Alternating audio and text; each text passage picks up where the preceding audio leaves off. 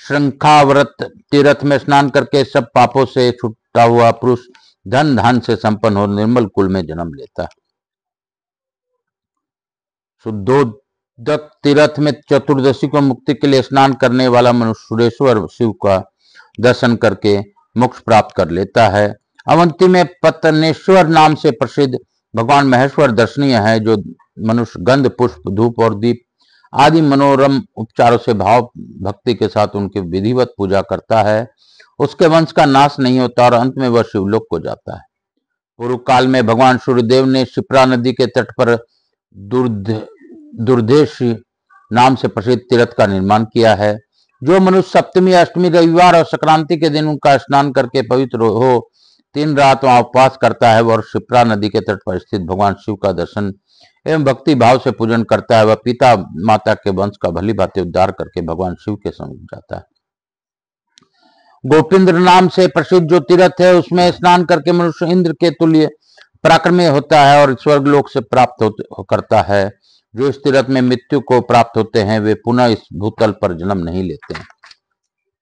गंगा तीर्थ में ज्येष्ठ शुक्ल दशमी को स्नान करने पर का विशेष फल बताया जाता है। जो मनुष्य गंगा तीर्थ में स्नान करके पुष्करंडक का दर्शन करता है वह स्वर्गलोक में सुखी होता है। उत्तरेश्वर तीर्थ में स्नान करके मानव शीघ्र ही अपने पितरों का नरक से उद्धार कर देता है और स्वयं ही स्वर्गलोक में जाता है। भूतेश्वर में स्नान करके मनुष्य भूतेश्वर जी का गंध पुष्प और नवेद आदि से पूजन करे, इससे मृत्यु के पश्चात वह स्वर्गलोक को जाता है। जो मनुष्य मन और इंद्रियों को संयम में रखकर एकाग्रचित हो अंबालिका देवी का दर्शन करता है वह सब पापों से मुक्त हो जाता है। जो गंध और पुष्प द्वारा देवेश्वर शिव का अर्चन करता है उसे शिवलोक में निवास प्राप्त होता है। जो मनुष्य पवित्र हो भगवान पुण्येश्वर दर्शन करता है और गणपति पद को प्राप्त होता है। जो लुप्तेश्वर तीर्थ में स्नान करके भगवान महेश्वर की भली भांति पूजा करता है वह नरक में नहीं जाता और स्वर्गलोक में पूजित होता है। जो स्थिर सतवीर विनायक तीर्थ में स्नान करके गंध पुष्प धूप और भक्ष्य भोज आदि सामग्रियों से गणेश जी की पूजा करता है वह मृत्यु के पश्चात शिवलोक में जाता है। जो विद्वान मानव नव नदी के समीप गंध पुष्प धूप आदि से के द्वारा पार्वती जी का पूजन करता है वह अनुपम सौभाग्य का भागी होता है। प्रयाग तीर्थ में स्नान करके जो प्रयागेश्वर का दर्शन करता है वह सब लोकों को लांग कर भगवान शिव को लोक में प्रतिष्ठित होता है। पूर्व काल में भगवान नर और नारायण ने इस पृथ्वी पर श्री कृष्ण और अर्जुन के रूप में अवतार लिया था। श्री कृष्ण के अवतार का उद्देश्य कुछ और था और अर्जुन किसी अन्य हेतु से ही प्रकट हुए थे। श्री कृष्ण ने कंस आदि समस्त दानवों का युद्ध में संहार कर डाला। तदंतर कुंती पुत्र अर्जुन इंद्र से अस्त्र विद्या की प्राप्ति के लिए स्वर्गलोक में गया। वहां अस्त्र विद्या प्राप्त कर लेने पर वीरवर अर्जुन ने देवराज इंद्र की गुरु दक्षिणा मांगने के लिए कहा। तब देवराज इंद्र ने कहा, अर्जुन, हिरण्यपुरी पूर्व में निवास करने वाले जो निवात कवच नामक उग्र दानव है उनका शीघ्र वध करो, यही मेरे लिए गुरु दक्षिणा होगी। तब अर्जुन ने उन दुष्ट दानवों को वध की प्रतिज्ञा की और वो एक भयंकर रथ पर आरूढ़ हो दानव धनुष बाण लेकर युद्ध के लिए प्रस्थान किया। उन समस्त दानवों का संहार करके पार्थ ने अत्यंत दुष्कर पराक्रम दिखाया और संपूर्ण देवताओं को प्रसन्न किया। उस समय कृत कार्य हुए अर्जुन से इंद्र ने कहा, वीर, तुम कोई उत्तर वर मांगो। तब अर्जुन ने उन 2 प्रतिमाओं को मांगा जिनकी पूजा साक्षात ब्रह्मा जी ने की थी। यह सुनकर इंद्र बोले, अर्जुन, इन दोनों प्रतिमाओं का महात्मा शंकर ने लाल कमल के फूलों द्वारा ब्रह्मा के लिए के 1 दिन तक पूजन किया है। इसी प्रकार पूर्व काल में भगवान विष्णु ने 3 लोकों को पालन करने के लिए सुगंधित नील कमल के फूलों से सहस्रों वर्ष तक इसकी पूजा की है। प्रजापति ब्रह्मा जी ने इसकी सृष्टि रचना की कामना लेकर एकाग्रचित हो लाल कमल के फूलों से इन युगल प्रतिमाओं का पूजन किया है। कुंती नंदन, तुम इन्हें मृत्यु लोक में कैसे ले जाओगे? उन प्रतिमाओं के बिना तो यह स्वर्गलोक तिनके के तुल्य हो जाएगा। अर्जुन ने कहा, प्रभु, मैं तो इसी वरदान का अभिलाषी हूं, मुझे दूसरा कोई वस्तु नहीं चाहिए। तब इंद्र ने कहा, वीर, तुम इन प्रतिमाओं को लेकर कुश स्थली उज्जैनीपुरी में स्थापित करो। शिप्रा के उत्तर तट पर भगवान केशव समस्त पापों का नाश करने वाले केशवार की स्थापना करेंगे। सदा आषाढ़ और कार्तिक मास में वहां की यात्रा होगी। मैं भी उस समय दर्शन करने के लिए आऊंगा। मेरे साथ पावन मेघ और बिजलियां भी होगी। उन्हें लक्षणों से मनुष्य कहेंगे कि देवराज इंद्र आ गए। मैं ब्रह्मा आदि देवताओं द्वारा पूजित भगवान सूर्य को नमस्कार करके पुनः लौट जाऊंगा। ऐसा कर इंद्र ने अर्जुन को वे दोनों प्रतिमाएं दे दी और उन्हें अपने पुत्र के साथ मित्रलोक को भेज दिया।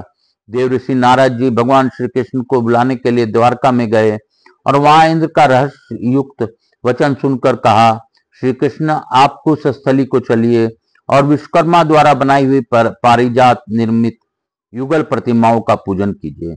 इंद्र ने वे दोनों प्रतिमाएं आप तथा अर्जुन के लिए भेंट की है। नारद जी का यह वचन सुनकर श्री कृष्ण उज्जैनीपुरी को गए और वहां पांडु नंदन अर्जुन को हृदय से लगाकर वे बहुत प्रसन्न हुए। तत्पश्चात उन्होंने अर्जुन से कहा, पार्थ आज मुझे अनुपम प्रसन्नता हुई कि तुम पूर्व दिशा की ओर जाकर एक प्रतिमा की स्थापना करो। दिन के पूर्वा काल में ही अति मनोरम शुभ लग्न का उदय होगा। तब मैं भी प्रतिमा स्थापना के लिए नदी के उत्तर तट को जाऊंगा। जब मेरा शंख बजे उसी समय तुम सूर्यदेव की स्थापना करो। यह आदेश पाकर अर्जुन ने पूर्व दिशा की ओर जो प्रजा प्रतिमा स्थापना के शुभ स्थान का निरीक्षण किया। वे मन ही मन यह विचार करने लगे कि इस देव प्रतिमा का स्थापना कहाँ करूं। इतने में ही उस प्रतिमा ने स्वयं ही कारण सहित उत्तम स्थान बता दिया और अपने तेज से वह स्थान पार्थ को दिखला भी दिया। अर्जुन बोले, देव यहाँ अनेक स्थान है, बताइए कौन आपके अधिक पसंद है। गोपते आप प्रजाजनों के लिए सौम्य रूप और उत्तम दर्शनीय हो जाइए। तब सूर्यदेव ने अर्जुन से कहा, पार्थ तुम मेरे दर्शन से भय न करो। ऐसा कहकर दाहिने हाथ से अभय प्रदान करते हुए उन्होंने आश्वासन दिया और सौम्य रूप धारण कर लिया। भगवान प्रभाकर ने उस समय अर्जुन को अपने तेजोमय स्वरूप का दर्शन कराया और कहा, यही मेरी अविचल स्थान है। इतने में लगन आ गया और भगवान श्री कृष्ण ने अपने महान शंख को बजाया। वह शंखनाद सुनकर नरावतार अर्जुन ने देव वंदित सूर्य विग्रह को स्थापित कर दिया और इस प्रकार सत्वन किया। अर्जुन बोले, किरणों की माला से मंडित अत्यंत प्रकाशमान एवं 7 घोड़ों के रथ पर चलने वाले उन भगवान सूर्य की जय हो, जिनका तेज समस्त भुवनों में व्याप्त है और जो पूर्व दिशा में 28 की श्री छवि धारण करते हैं तथा जिनके नामों का कीर्तन करने मात्र से प्रचुर तापमय दोषों से ग्रस्त हुए मनुष्यों को अंग निष्पाप हो जाते हैं। उत्तम बुद्धि वाले प्रभु ब्रह्मा आदि देवता और मुनि जिनकी स्तुति करते हैं, उन्हें भगवान पतंग सूर्य की ही अपनी बुद्धि द्वारा भली भांति विचार करके स्पष्ट अर्थ एवं मधुर अक्षरों के योग से युक्त विचित्र पदों द्वारा स्तुति करूंगा। नाथ लाल कमल के समान निर्मल मंडल वाले आप जब तक अपनी किरणों से अंधकार का नाश करते हुए उदय नहीं होते, तब तक संपूर्ण जगत निश्चल सा ही जड़वत प्रतीत होता है तथा जब तक नाना प्रकार की क्रियाएं भी सिद्ध नहीं होती। भगवान जब तक आप अपने परम उत्तम प्रभा से वृक्षों के सोए हुए पुष्प गुच्छों को विकसित जागृत नहीं कर देते हैं, तब तक उनके नेत्र बंद होने के कारण वृक्षों की शाखाएं शोभा नहीं पाती और न उन पर भ्रमर ही मंडराते हैं। जिस समय आप आकाश में उदित होते हैं, उस समय समस्त देवताओं और सिद्धियों के समुदाय ब्रह्मा आदि देवेश्वर देते मुनि किन्नर नाग यक्ष तथा ज्ञानी देवगण अपने झुके हुए मस्तक द्वारा तथा चमकती हुई मुकुटमणियों को उत्तम प्रभाव से आपकी अर्चना करते हैं। सदा आपको वर देने वाले भगवान आपने अस्त होने पर संपूर्ण जगत सो जाता है और जो अपने तपने पर पुनः जागृत उठता है। इस प्रकार एकमात्र आप ही हैं समस्त विश्व का हित करने के लिए अंधकार का नाश करने वाले हैं। नाथ उत्साह शक्ति नीति और शौर्य आदि से संपन्न तथा सेवा प्रयोग एवं निर्माण क्रिया में तत्पर पुरुषों के भी कार्य जो फलद नहीं होते, उसमें निश्चय ही आपके प्रति उनकी भक्ति का न होना ही कारण है। शरणागत वत्सल युद्ध भूमि में मनुष्य रथ हाथी भाला शक्ति नारच चक्र बाण तोमर तथा भयंकर खड़गों द्वारा जो सिद्धहीन शत्रुओं का परास्त करके विजयी होकर लौटते हैं, वह सब आपकी ही दी हुई शक्ति का प्रभाव है। भयानक स्थानों, दुर्गम और ऊंची नीची भूमियों में तथा रीछ, हाथी, सिंह, बहुत से कंटक तथा चोरों के बीच में पड़े हुए संकटग्रस्त एवं अतिशय शोक से मोहित चित्त वाले मानव भी आपके नामों का कीर्तन करने मात्र से मृत्यु के भय से छूट जाते हैं। तेजोरा से सूर्य, इस संसार में जो सब और से दुखी है, उन्हें आप ही शरण देने वाले हैं। संपूर्ण जगत में आपके समान दयालु दूसरा कोई नहीं है। एकमात्र आप ही की हुई शक्ति भक्ति पूर्णतः सफल होती है। आपकी शरण में आ जाने पर मनुष्यों को रोग व्याधि का कष्ट कैसे हो सकता है। देव, आप देखा करते हैं कि कौन कुष्ठ रोग से पीड़ित है, किसे शत्रु और रोग आदि सता रहे हैं, कौन पंगु, अंध और जड़ हैं, उनके पैर गल गए हैं, और कौन निर्धन तथा निष्क्रिय हो गया है। इस प्रकार निरीक्षण करके आप कृपा पूर्वक प्राणियों की उन दोषों से रक्षा करते हैं। आपकी जैसा परोपकार पूर्ण चेष्टा देखी जाती है, वैसी और किसमें है। धर्म सेवित होने पर परलोक में फल देने के लिए उपस्थित होता है। देवता उपासना करने पर कालांतर में वरदान देते हैं, परंतु परनत वत्सल आप कल्याण कामी पुरुषों द्वारा सेवित होने पर तत्काल ही उन्हें अभिष्टवत फल प्रदान करते हैं। यदि मनुष्यों ने एक बार भी किसी प्रकार आपको मस्तक झुकाया है, अथवा भुवनेश्वर अंत काल में भी जिसने आपका निचिंतन किया है, वे संसार से पापी होने पर भी निष्पाप हो जाते गए हैं और उन्हें सुचित होकर पुण्य आत्माओं की गति प्राप्त कर ली है। हे सुरश्रेष्ठ, जब आप उदय लेने लगते हैं, उस समय देव नदी गंगा के खिले हुए स्वर्ण कमल से निकले हुए झुंड के झुंड भरमर उनकी स्वर्णमयी भूली से अनुरंजित होकर उड़ते हैं। भगवान, आप अपने किरण समूह रूपी चरणों के द्वारा समुद्र के मध्य में स्थित होकर समस्त जीवों के जीवन की रक्षा के उद्देश्य से तात्विक उपाय का चिंतन करने के लिए मानव तपस्या करते हैं। तीनों लोकों में आपके समान दूसरा कौन है। सदा वेद के मार्ग में तत्पर रहने वाले उदार बुद्धि ऋषि मुनियों द्वारा भी आपकी गुणों की स्तुति नहीं की जा सकती। आप ही विष्णु हैं, आप ही चंद्रमा हैं, आप ही दैत्यों का मान मर्दन करने वाले स्वामी कार्तिकेय हैं। आप ही धनाध्यक्ष कुबेर हैं, आप ही काल हैं, आप ही ब्रह्मा और आप ही पूर्ववर्त मिट्टी जल के आश्रय तथा अग्नि है। आप ही ब्राह्मणों को जपने योग्य ओमकार हैं, आप ही वहां समुद्र हैं, आप ही यम, रुद्र, इंद्र और मेघ हैं। आप ही व्रत हैं, यम तथा नियम हैं, और आप ही यह संपूर्ण जगत के त्रिपुरा मंथन गोपते सुराधीश। भगवान, आपका मुख कमल के समान सुंदर है, आप संपूर्ण देवताओं के गुरु हैं। तीनों लोकों में आपके समान गुणवान कौन है। आदित्य, भास्कर, दिवाकर, सप्ताश्वाहन, मार्तंड, सूर्य, हरिद स्व, पतंग, भानो, आश्रंत वाहन, आकाश स्वरूप, अश्रु मलिन, लोकनाथ, यह दास आपकी शरण में आया है। जगत प्रिय, आपको नमस्कार है, नमस्कार है। ब्राह्मण, सत्य, शुभ, मंगल, लोकनाथ, आकाश कमल, ईश, मुनि संस्कृत, विश्वमूर्ते, आंतरजनों का शोकनाश करने वाले, सेवकों का पालन करने वाले भगवान, आप अपने शरण में आए हुए मुझ पर प्रसन्न होइए। देव, आज मैंने मस्तक पर अंजलि बांधे हुए दोनों हाथों से नमस्कार पूर्वक बड़े भक्ति भाव से आपका स्तवन किए हैं। इसलिए प्रभु, आप मेरे ऊपर सौम्य रूप को हो जाइए और मेरी बुद्धि को धर्म में लगाइए। जो संपूर्ण जगत के एकमात्र नेत्र हैं, वेद त्रयमय हैं अथवा त्रिभुवन स्वरूप हैं, त्रिगुणात्मक शरीर धारण करने वाले हैं और समस्त विश्व की उत्पत्ति, पालन तथा संहार के हेतु हैं, उन ब्रह्मा विष्णु शिव रूप भगवान सूर्य को नमस्कार है। सूर्यदेव बोले, उत्तम व्रत का पालन करने वाले अर्जुन, मैं तुम्हारे इस स्तोत्रों से इस समय संतुष्ट हूं, अतः तुम्हारे मन से जो भी इच्छा हो उसकी पूर्ति के लिए यत्न पूर्वक वर मांगो। अर्जुन ने कहा, प्रभु, मेरे लिए यही सबसे उत्तम वर है कि आप इस विग्रह में सदा स्थित रहें।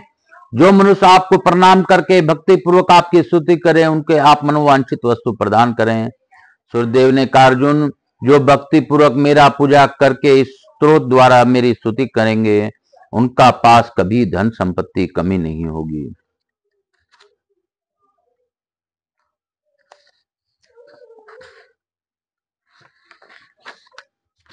बोलो शंकर भगवान की जय। बोलो काशी विश्वनाथ की जय। काशी काशी शिव काशी, मोक्ष नगरी काशी की जय। बोलो महाकाल राजा की जय। मेरे भोलेनाथ की जय। काल हर दुख हर दारी धर कष्ट हर, हर हर महादेव शंभु शंभु। बोल बम का नारा है, बाबा एक सहारा है। बोलो बम। मैं हम लोग यही कहेंगे कि आज की इस कथा से हमें कितना अभूतपूर्व ज्ञान प्राप्त हो रहा है। बाबा भोलेनाथ, हम लोग महाकाल और इस प्रकार जिस प्रकार सूर्य नारायण की बातें हमें बताई, सूर्य देवता के स्थापना जो कि ब्रह्मा जी द्वारा किया गया था, उसकी स्थापना अर्जुन से करवाने का कथा बताया, और किस प्रकार उनकी स्तुति से क्या लाभ हुआ यह भी बताया। तो हे सूर्य नारायण भगवान, आज रविवार है, आज दिनांक 26 अप्रैल 2025 दिन रविवार, और तिथि अमावस्या है। तो आप सभी प्रकार के आज अमावस्या, रविवार की अमावस्या होने के कारण आज आपकी श्रेष्ठता है। आज की इस अद्भुत दिन में इस अद्भुत कथा का श्रवण हम लोगों ने किया है, यह हम लोग का भाग्य है और हम लोगों पर कृपा करने का आपका उद्देश्य है। काल हर दुख हर दारी धर कष्ट हर, हर हर महादेव। कपूर गौरम करुणावतारम संसार सारम भुजगेंद्रहारम सदा वसंतम हृदयारविंदे भवम भवानी सहितम नमामि। श्री राम जय राम जय जय राम। प्रभु राम श्री राम जय राम जय जय श्री राम जय राम जय जय राम। श्री राम जय राम जय जय राम। श्री राम जय राम। यहाँ के स्थान देवता, वास्तु देवता, ग्राम देवता, गणेश जी माँ, लक्ष्मी माँ, रिद्धि सिद्धि समस्त देवी देवता नमो। राधा कृष्ण की जय, मेरे भोलेनाथ की जय, मैया पार्वती की जय, समस्त देवी देवताओं की जय। मातृ देवी व पितृ देव व सब पितृ देवताभ्याम नमो नमः। मातृ देवी पितृ देव भक्तवत्सलाय नमो। स्कंद पुराणाय नमो।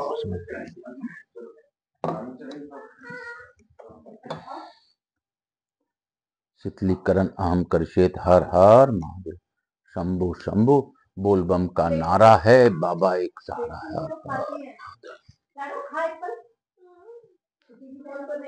मातृ देवी भव पितृ देव भव सब पितृ देवताभ्याम नमो नमः। मातृ देवी भव पितृ देव भव सब पितृ देवताभ्याम नमो नमः। मैं यहाँ के स्थान देवता, वास्तु देवता, ग्राम देवता, क्षेत्रपाल देवता, समस्त देवी देवताओं को नमन करता हूँ।